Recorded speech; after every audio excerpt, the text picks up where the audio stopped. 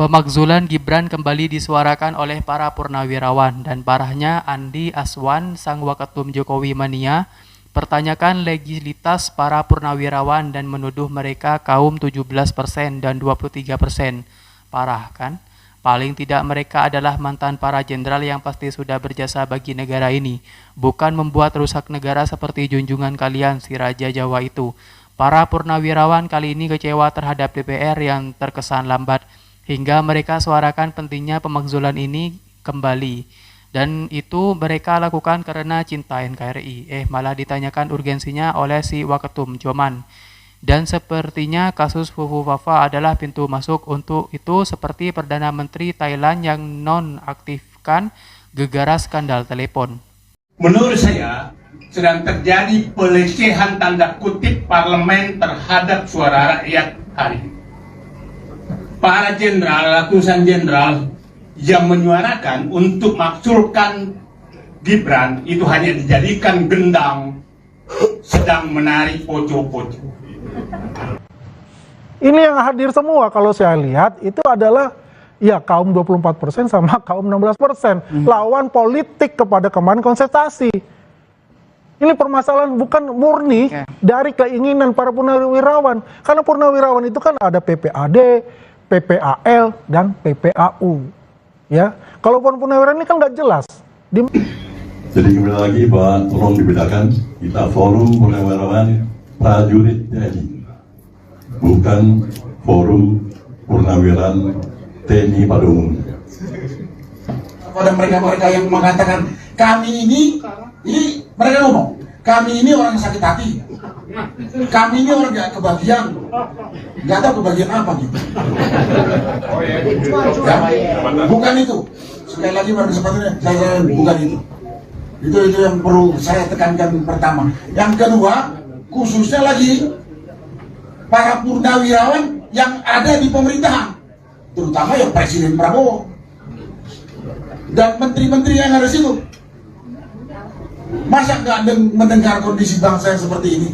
Oleh karena itu, mau nggak mau, kita semua harus bergerak untuk menyelamatkan bangsa dan negara kita.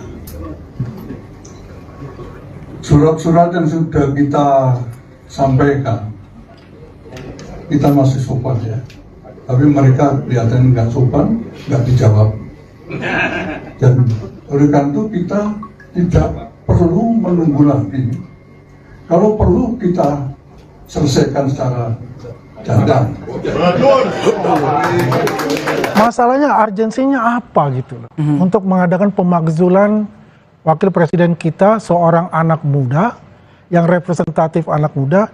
Kalau terjadi Presiden Prabowo Subianto berhalangan tetap diganti oleh yang namanya Gibran Raka Buming, apa jadinya bangsa ini? Hancur. Jadi nggak usah ditunggu lama-lama mestinya, karena lama terlambat akan nggak ada gunanya lagi. Apa yang disuarakan oleh bapak-bapak purnawirawan ini tidak ada kata lain kecuali benar. Agar supaya negara kita ke depan itu menjadi lebih baik, karena kalau bukan sekarang kapan lagi? Ya mungkin tahun ini belum bisa dimakzulkan, tapi mungkin tahun depan lah, supaya negara kita tidak terlalu banyak kerugian. Rugi.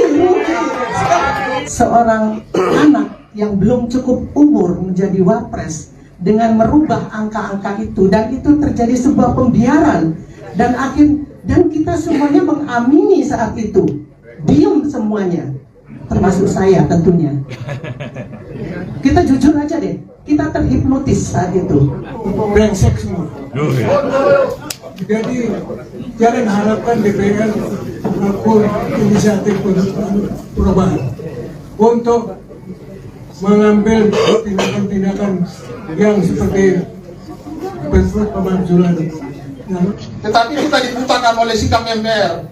Mereka abaikan aspirasi masyarakat dan mereka tetap melantik Gibran dalam posisi dia anak tetap yang seharusnya tidak boleh dilatih. kalau suratnya Purnawirawan itu jelas referensinya pasal 7A, 7B konstitusi mengenai pemakzulan. Sehingga mereka harus bahas misalnya soal kapasitasnya Gibran itu sendiri. Karena kan dikarbit tuh dengan umur itu kan. Belum lagi soal Fufu Fafa.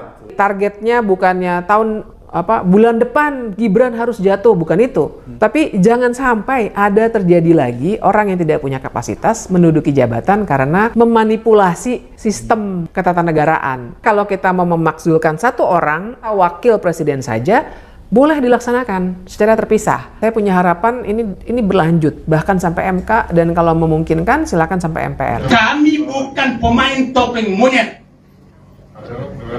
Kami bukan pembuat irama penarian poco-poco yang Anda salah laksanakan. Kami pencinta NKRI 24 karat.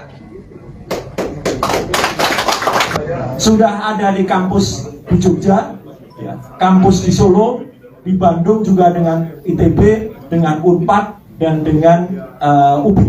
Ya. Jadi sudah kita clearkan apa temuan saya yang mengatakan 99,9% itu detail soal Fufu Fafa. Sudah juga saya presentasikan di depan DPD dan clear, semua sudah melihat. Jadi ini saya berani mempertanggungjawabkan, tidak hanya Abruminanas tapi Abruminolog. Bahwa wakil presiden telah melanggar hukum atau tidak memenuhi syarat menjadi wakil presiden, ya, versi dari Purnawirawan TNI. Tapi di Fufu Fafa agak berat, dia minta maaf Bang, karena ketika dia jadi wakil presiden dia menyatakan itu bukan akun dia, ada perbuatan berbohongnya. Presiden, wakil presiden, menteri-menteri nggak boleh berbohong Bang.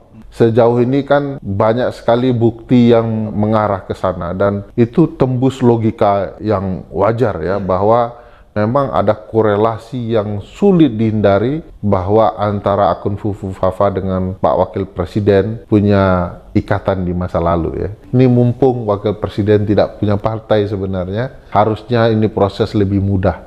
Jadi kalau kita bicara impeachment, itu bisa terhadap presiden saja, terhadap wakil presiden saja, atau dua-duanya. Jadi nothing to do dengan soal pemilihan paket seperti Filipina dan lain sebagainya, itu salah, ya. Jadi kalau kita kutip Jokowi dan diulangi oleh yang Andi, itu salah. Itu saya katakan salah. Dan yang kedua, yang namanya impeachment itu tidak ada urgensinya. Bukan urgensi perlu tidaknya impeachment, tetapi apakah seorang presiden dan wakil presiden itu memenuhi article of impeachment. Nah, article of impeachment itu bukan atas putusan pengadilan negeri, bukan atas putusan Mahkamah Agung, tetapi berlaku yang namanya forum privilegiatum dan impeachment, dua hal sekaligus. Pertama, proses politik di DPR, lalu kemudian ke Mahkamah Konstitusi, balik ke DPR dan ke MPR. Jadi, DPR itu memang murni politik. Perdana Menteri Thailand Paetongtarn diskors oleh Mahkamah Konstitusi setempat.